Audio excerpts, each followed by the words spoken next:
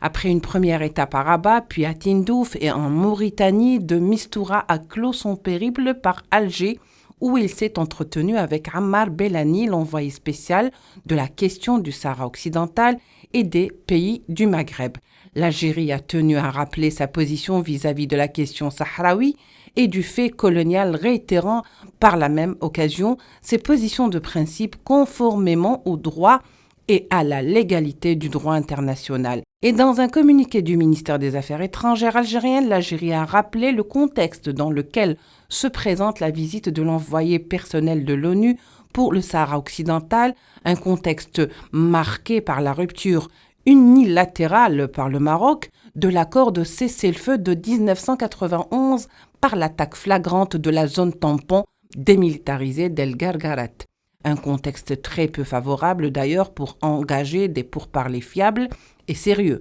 N'empêche que l'Algérie reste attachée à engager, lorsque les conditions seront réunies, dira le communiqué, des négociations directes de bonne foi et sans conditions préalables entre les deux parties sahraouies et marocaines, telles qu'identifiées par les résolutions du Conseil de sécurité. Le communiqué des affaires étrangères de l'Algérie concernant cette tournée de Mistura et sa dernière escale algérienne montre une fois de plus l'attachement de l'Algérie à l'article 4 de l'acte constitutif de l'Union africaine, à savoir le rejet de conditions préalables et de la proposition d'autonomie marocaine, insistant sur le plan de règlement conjoint de 1991 de l'ONU, l'Union africaine, contrecarré à 2 reprises par le Conseil de sécurité. Pour la précision, le processus politique se trouve dans l'impasse depuis 2017 en raison de l'intransigeance de la partie marocaine qui veut mettre la communauté